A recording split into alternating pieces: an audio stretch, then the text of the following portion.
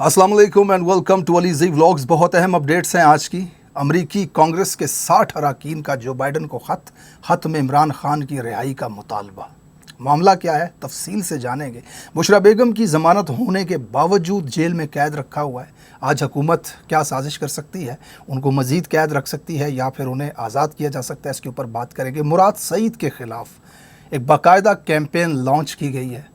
Social media पर कैसे उनको मशकूक बनाने की कोशिश की जा रही है, इसके ऊपर भी बात करेंगे। सबसे पहले हम बात करेंगे अमेरिका के कांग्रेसमैन 60 से ज़्यादा, उन्हें क्या पड़ी कि अचानक से जो बाइडन को उन्होंने ख़त लिख दिया। इसकी ज़रा तफसील आपको बता दूं।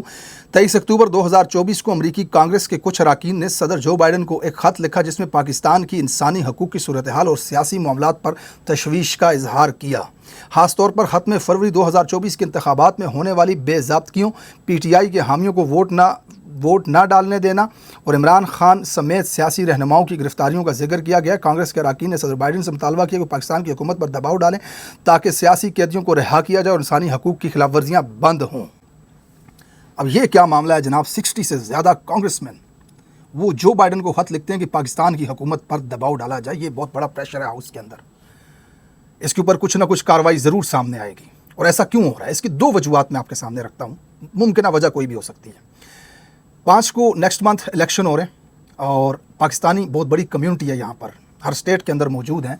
लोग यहाँ पे नेशनल हैं, उनके पास नेशनैलिटीज़ हैं, उनका वोट रजिस्टर्ड है, उनके बच्चे हैं यहाँ पर, तो बहुत बड़ा एक वोट बैंक बनता है पाकिस्तान का। तो इसमें जाहिर सी बात है तमाम पाकिस्तानी जितने भी ओवरसीज़ हैं वो 99% बल्कि 100% तहरीक इंसाफ और इमरान खान के हामी हैं। तो सबके सब पाकिस्तानी इस वक्त इमरान खान को बाहर देखना चाहते हैं। फिर जो बाइडन एडमिनिस्ट्रेशन, जो डोनाल्ड लू की वजह से सब कुछ मैस क्रिएट हुआ पाकिस्तान के अंदर, ये सारा इमरान खान की हुकूमत को गिराना, तो पाकिस्तानी इस एडमिनिस्ट्रेशन को इस नज़र से देखते हैं कि पाकिस्तान के साथ इनके हालात जो हैं आने वाले वक्त में ठीक नहीं है। तो ऐन मुमकिन वजह है और बहुत सारे इसके सबूत मौजूद हैं कि पाकिस्तानी ट्रंप को शायद सपोर्ट करें इस इलेक्शन के अंदर। तो कुछ ना कुछ गेम वहाँ से डाली जा रही है बाइडन एडमिनिस्ट्रेशन की तरफ से। कैमला हारिस के हैं की पार्टी के हैं वो। तो एक वजह इसकी मुमकिन पॉसिबल रीज़न ये हो सकती है। दूसरी पॉसिबल रीज़न ये हो सकती है कि एक तारीख है बहुत बड़ी, अमेरिका जहाँ पर भी कार्रवाई डालता है और जैसे ही अपने मकासद में कामयाब हो जाता है तो अच्छा वालिद बनने की कोशिश करता है। आप देख लें इराक़ में, लीबिया में, जहाँ पर भी इस तरह के सिनेरियो आपके सामने बने, अफ़गानिस्तान के अंदर, तो फिर वहाँ पर जंग हुई, मारे गए लोग, फिर उसके बाद वहाँ कॉलोनियाँ भी बना कर दी गई, हुकूमत भी बना करके दी गई, बहुत बड़ी इन्वेस्टमेंट वहाँ पर की गई, एड्स दी गई। पाकिस्तान के अंदर इनफैक्ट जो मुहाजिरीन आए हैं उनको बहुत बड़े पैमाने के ऊपर पैसे दिए गए, फिर जहाज़ भर भर के ला करके अमेरिका के अंदर सेटल किए गए बग़ैर, मतलब जो एक प्रोसीजर होता है अमेरिका के अंदर आने का, एंटर होने का, उस सारे प्रोसीजर को बाईपास करके एक यहाँ पर उनको सेटल किया गया। एक लास्ट टाइम जब तालिबान ने टेक ओवर किया तो आपने देखा होगा कि एक बहुत बड़ा जहाज़ भर करके यहाँ पे लाया गया और फिर उन तमाम लोगों को यहाँ पर एक कानूनी हैसियत दी गई। तो बहरहाल जब मकासद मिल जाएं, मकसद हासिल हो जाए, तो फिर उसके बाद अमेरिका दुनिया के सामने अच्छा बनने की कोशिश तो ज़रूर करेगा। ये इसकी दूसरी पॉसिबल रीज़न है, क्योंकि हमें नज़र आ रहा है कि पास में जो कुछ भी वहाँ पर इस रजीम ने हासिल करना चाहा, जो इस वक्त मुसल्लत माफिया की रजीम पाकिस्तान के अंदर बैठी हुई है, उसने वो हासिल किया है। यानी कि इमरान खान की हुकूमत को गिरा देना, फिर वो रशिया यूक्रेन वाले मामले में यूक्रेन के साथ खड़े हो जाना, रशिया की मुखालफत करना, उस ब्लॉक से निकल करके अमेरिका के ब्लॉक में आना, फिर यहाँ पर आए, मुलाकातें हुई, सारा सिनेरियो आपने देखा। फिर इसराइल के अंदर जो चीज़ें चल रही हैं उसमें बिल्कुल खामोश, और इनफैक्ट अगर कोई इसराइल के बारे में बात करने के लिए सड़क पर निकले उसको भी पकड़ के गिरफ्तार कर लें। फिर इमरान खान को जेल के अंदर डाल देना, उसके पूरे ख़ानदान को, पार्टी को क्रैश कर देना, और फिर अब आइनी तरमीम ला करके सुप्रीम कोर्ट को भी कैद कर देना। तो ये तमाम मामलात ऐसे थे जिनमें हदफ हासिल कर लिया गया। तो उसके बाद ये पॉसिबल रीज़न है कि अब अच्छे अबू बनने की एक्टिंग की जाए। तो ये इसकी मैं कड़ी समझता हूँ। दूसरी इसकी एक और रीज़न ये भी है कि यहाँ पर पब्लिक प्रेशर होता है। ज़रूरी नहीं जो चीज़ एडमिनिस्ट्रेशन चाह रही होती है वो कांग्रेस के अंदर, हाउस के अंदर भी वो चीज़ें हों। मुख्तलिफ स्टेट्स के गवर्नर होते हैं, मेंबर्स होते हैं, तो वो फिर आज़ादाना तौर पर अपनी तरफ से भी इस तरह की एक्टिविटी कर सकते हैं। तो ये भी एक रीज़न इसकी है कि उन्होंने वो ख़त लिखा है। अब देखते हैं इसके ऊपर क्या चीज़ होती है। दूसरी जनाब बड़ी खबर इस वक्त जो है वो ये है कि इंटरनेशनल कमीशन ऑफ ज्यूरिस्ट, ठीक है, इसने पाकिस्तान के जो आइनी तरमीम की गई है इसके ऊपर शदीद तहफ़्फ़ुज़ात का इजहार कर दिया। अब इंटरनेशनल कमीशन ऑफ ज्यूरिस्ट क्या है वो मैं ज़रा आपको बता दूं। एक गैर सरकारी तंजीम है जो 1952 में कायम हुई थी। इसका बुनियादी मकसद दुनिया भर में इंसानी हकूक़, कानून की हुक्मरानी और अदलिया की आज़ादी को फ़रोग़ देना और इनकी हिफाजत करना है। ICJ बैन अल-अक़वामी क़वानीन और रसूलों की पैरवी करते हुए कानूनी मसाइल पर तहकीक और तज्ज़िया फराहम करती है और हुकूमतों, अदालती इदारों, वकला और सिविल सोसाइटी के साथ मिलकर काम करती है ताकि आलमी सतह पर इंसानी हकूक़ की खिलाफ वर्जियों को रोका जा सके। दुनिया भर के जज, वकला और कानूनी माहिरीन इसके अंदर शामिल हैं। ये बात आपने जहन में रखनी है। इस इंटरनेशनल कमीशन ऑफ ज्यूरिस्ट ने पाकिस्तान की 26वीं आईनी तरमीम पर शदीद तहफ़्फ़ुज़ात का इजहार किया है।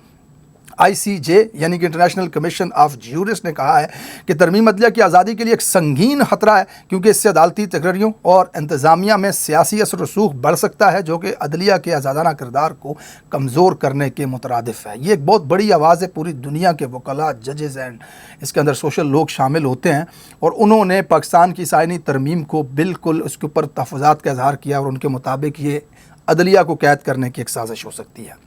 बहरहाल बुशरा बेगम के हवाले से उनकी कल ज़मानत हो चुकी। जज साहब ने कहा उनको रिहा किया जाए। 10 लाख के मचलके जमा करवाने थे। मचलके जमा करवाने जैसे ही वो लोग वहाँ पे पहुँचे, जज भाग गए वहाँ से।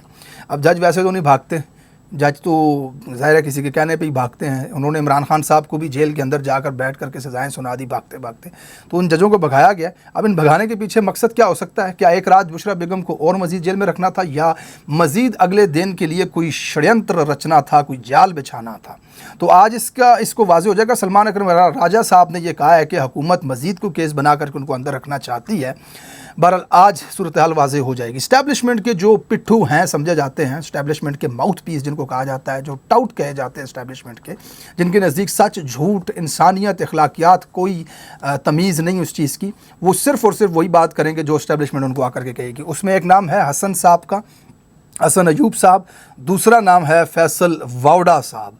उन दोनों ने टेलीविज़न पर यह कहा है कि बुशरा बेगम को अब रिहा कर दिया जाएगा और 26 तारीख को इमरान खान की मुलाकातें खुल जाएंगी। अब देखने वाली बात यह है कि इन्होंने जो भी बात की है इस्टेब्लिशमेंट के हवाले से, हुकूमत के हवाले से कि अब ऐसा होने जा रहा है, वो चीज़ तकरीबन मुकम्मल हुई है और वो सच साबित हुई है, जो भी ये कहते हैं। क्योंकि ज़ाहिर है यही उस सिस्टम का हिस्सा है, उनके बीच में बैठते हैं, उस मीटिंग का हिस्सा है, वहाँ पे सारे राब्ते हैं।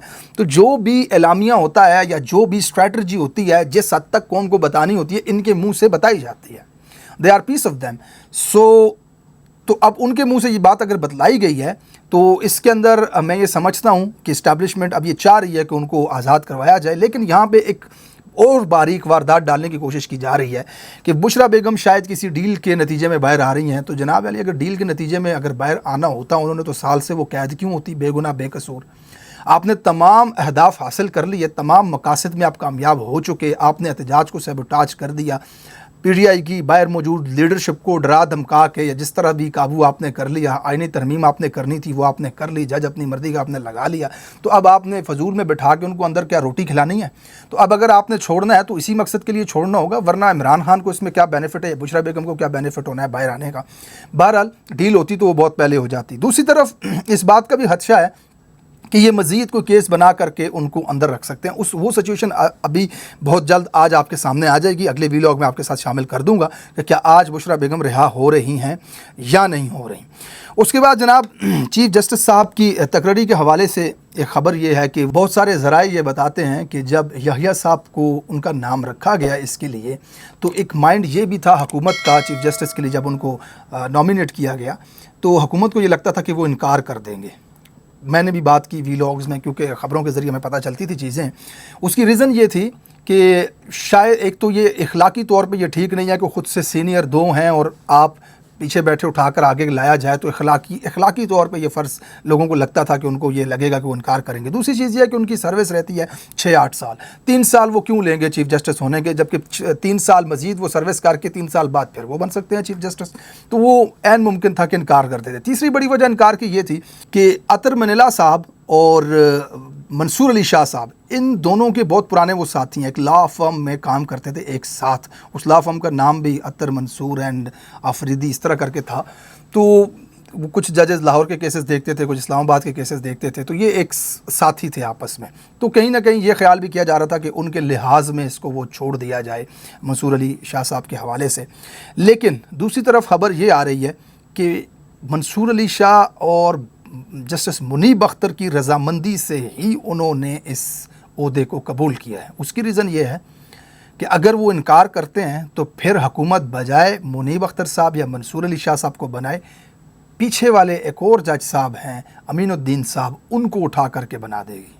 اور وہ جو جج ہیں نا وہ قاضی ٹائپ لوگوں کو لگتے ہیں اس وقت۔ تو بہرحال یہ کسی حد تک کہا جا رہا ہے کہ حکومت کے ساتھ ہاتھ ہوا ہے۔ اب اس چیز کا فیصلہ تو ان کے حلف کے بعد کیسز کی سماعت کے دوران ان کے فیصلوں سے ہی پتہ چلے گا کہ کیا یہ حکومت کے ساتھ ہاتھ ہوا ہے یا پھر حکومت اس کے اندر کامیاب ہوئی ہے۔ بہرحال سینئر جج ہیں، وہ پاکستان کے اس وقت سپریم کورٹ کے چیف جسٹس ہیں۔ ہم تو امید رکھ سکتے ہیں کہ پاکستان 25 کروڑ کا ملک ہے، یہاں پر انصاف اور رول آف لاء کا قیام بہت ضروری ہے۔ یہ نہ صرف لوگوں کے ساتھ حق تلفی ہے جن کے خلاف فیصلے دیے جائیں، یہ پورے پاکستان کے ساتھ، پاکستان کے آنے والی نسلوں کے ساتھ بہت بڑی زیادتی ہوگی اگر قاضی فائز عیسیٰ جیسے فیصلے کیے جائیں۔ اب ایک ہی اگزامپل میں آپ کے سامنے رکھوں، بلے والا فیصلہ جو انہوں نے کیا، پورے الیکشن کو سیبوٹاج کر دیا انہوں نے۔ جو لوگ الیکشن میں کھڑے ہیں، الیکشن لڑ رہے ہیں، وہ سینکڑوں لوگ ہیں۔ اب ان سے نشان چھن جانے کی وجہ سے کتنی زیادتی ان کے ساتھ ہوئی کہ ان کا ووٹر کنفیوز ہو گیا۔ یہ کتنی بڑی زیادتی ہے، تحریک انصاف کے ساتھ کتنی بڑی زیادتی ہے کہ 4 کروڑ لوگوں نے ان کو ووٹ دیا نشانات نہ ہونے کی وجہ۔ نشان ہوتے تو پھر کتنا ووٹ ہو سکتا تھا۔ اس الیکشن کو انہوں نے کس طرح سیبوٹاج کیا، اربوں روپے لگا کر کے قوم کے الیکشن کروایا گیا تاکہ منتخب حکومت آئے۔ قاضی صاحب نے کچھ ہی مہینے بعد خود بیٹھ کر کے سپریم کورٹ کی سیٹ پہ یہ کہہ دیا کہ الیکشن کمیشن نے میرے فیصلے کی غلط تشریح کی، اور اس غلط تشریح کے نتیجے میں کیا ہوا کہ آج تک کے پی کے اندر سینٹ کا الیکشن نہیں ہو پا رہا۔ آج تک مخصوص نشستوں کی خواتین بیٹھی ہوئی ہیں، ان کو نہیں پتہ کس پارٹی میں وہ جائیں گی، کبھی اس کو دیتے ہیں کبھی اس کو دیتے ہیں۔ مطلب تباہ برباد کر کے رکھ دیا ملک کا مستقبل قاضی کو ایک فیصلے نے، اور بہت سارے فیصلے ہیں۔ ابھی یہ دیکھ لیں آپ، جو مخصوص نشستوں کا آرٹیکل جو انہوں نے ختم کیا، اس میں دیکھ لیں کہ کس طرح منڈیاں لگی، کس طرح اربوں روپے چلے، کس طرح لوگوں کے اوپر الزامات لگے، بہنیں بیٹیاں اٹھائی گئیں، اور کس طرح پھر غیر قانونی طور پہ، غیر آئینی طور پہ ایک ترمیم بنائی گئی جس کا ملک کو اتنا بڑا نقصان ہوگا۔ تو فیصلوں سے بہت بڑا نقصان ہوتا ہے۔ بہرحال آنے والے دن بہت جلد یہ چیز بتائیں گے ہمیں کہ کس کروٹ بیٹھتا ہے اونٹ، اور سپریم کورٹ کہاں کھیلے گی۔ آئینی بینچ بھی بن رہا ہے، اور آئینی بینچ کے اندر جو فیصلے ہوں گے وہ میرے خیال میں زیادہ اہمیت کے حامل ہوں گے، آئین اور قانون کے متعلق فیصلے وہاں پر ہونے۔ دوسری چیز اور آخر میں آپ کے ساتھ شامل کروں گا، مراد سعید کے حوالے سے باقاعدہ ایک منظم کیمپین شروع کی گئی ہے سوشل میڈیا کے اوپر، اور اس کیمپین کا مقصد یہ ہے کہ مراد سعید کو بھی کسی طرح مشکوک بنا دیا جائے کارکنان کے بیچ میں۔ پچھلے کافی عرصے سے ایک بڑی باریک واردات ڈالی جا رہی ہے، یہاں سے آپ نے غور سے سننا ہے میری بات کو تاکہ آپ کو سمجھ آئے۔ پی ٹی آئی کی قیادت کے اوپر تنقید ہوتی ہے، اور تنقید اس طرح سے کی جاتی ہے کہ جیسے وہ غدار ہیں اور اسٹیبلشمنٹ کے ساتھ ملے ہوئے ہیں اور عمران خان کے دشمن ہیں۔ دیکھیے، آپ کو نظر آیا ہوگا کہ میرے بہت سارے ویڈیوز، ویلاگز اینڈ ٹویٹس کے اندر تنقید ہوتی ہے، لیکن اس تنقید میں ایک بڑی واضح بات میں اپنے ویلاگ میں کرتا ہوں۔ جیسے علی امین گنڈاپور کے اوپر میں نے تنقید کی، تو ساتھ ہی اس تنقید کے ختم ہونے پہ ان کو آگے مشورہ بھی دیا کہ اب آپ کے پاس ایک حل ہے کہ جس طرح احتجاج سیبوٹاج کیا گیا، بغیر کسی مقصد کو اچیو کیے ہوئے اس کو ختم کر دیا گیا، ایک ہی آپ کے پاس حل ہے عوامی مقبولیت کا کہ آپ دوبارہ سے ویسا ہی احتجاج کر کے اس کو کامیاب بنائیں، عمران خان کو رہا کریں۔ یعنی کہ اس سے مقصد یہ ہوتا ہے نا کہ آپ کا لیڈرشپ کے اوپر اعتماد مکمل ہے، لیکن آپ ان کے فیصلے کے اوپر تنقید کر رہے ہیں ان کی اصلاح کے لیے۔ اب میں نے کل ایک ٹویٹ کیا، عمران خان صاحب کی بہن اکیلی کھڑی تھی، تو میں نے وہاں پہ لکھا کہ جناب ان کے 80 سے زیادہ ایم این اے ہیں، ان کے 103 پنجاب میں ایم پی اے ہیں، اور ان کے کے پی کے اندر 93 ایم پی اے ہیں، لیکن یہ خاتون اکیلی کھڑی ہوئی ہے سڑک کے اوپر۔ یہ لیڈرشپ پہ تنقید تھی، لیکن آخری جملہ کیا تھا کہ تقریروں سے ہمیں یقین مت دلاؤ، ان کا ساتھ دو۔ یعنی کہ ان کے اوپر اعتماد بھی ہے، لیکن ان کے فیصلوں کے اوپر یا ان کی کوتاہیوں کی سستیوں کے اوپر تنقید بھی ہے۔ اب اس حوالے سے آپ نے دیکھا ہوگا کہ جب غدار کے سرٹیفکیٹ بانٹے جاتے تھے تو میں ویلاگ کرتا تھا لیڈرشپ کی سپورٹ میں، اور ان کو سپورٹ کرتا تھا، اور ابھی بھی میں اس چیز کے اوپر قائم ہوں کہ آپ اصلاح کے لیے ان کے اوپر تنقید ضرور کریں، سوشل میڈیا پہ ان کے فیصلوں پہ تنقید کریں، لیکن آپ کے پاس دوسرا کوئی سلوشن موجود نہیں ہے یہاں پر کہ آپ ان کے اوپر اعتماد کریں کہ عمران خان کے چنے ہوئے یہ لوگ ہیں۔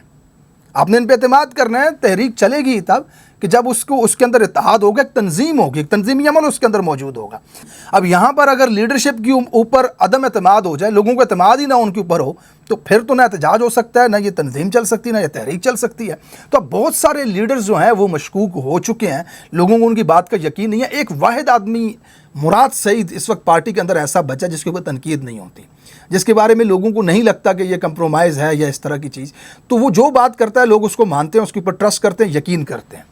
تو اب بڑے سوچے سمجھے منصوبے کے تحت اس کو مشکوک کرنے کے لیے یہ سازش کی گئی، اس کے خلاف سوشل میڈیا پر کیمپین چلائی گئی تاکہ مراد سعید کو بھی مشکوک کر دیا جائے کارکنان کی نظر میں، تاکہ کل اگر ضرورت پڑنے پہ مراد سعید لوگوں کو باہر نکلنے کا کہے تو لوگ اس کا یقین نہ کریں، یا مراد سعید کوئی بات خان کے حوالے سے لوگوں کو بتائے کہ اب خان کے ساتھ یہ ہونے جا رہا ہے تو لوگ اس کا یقین نہ کریں۔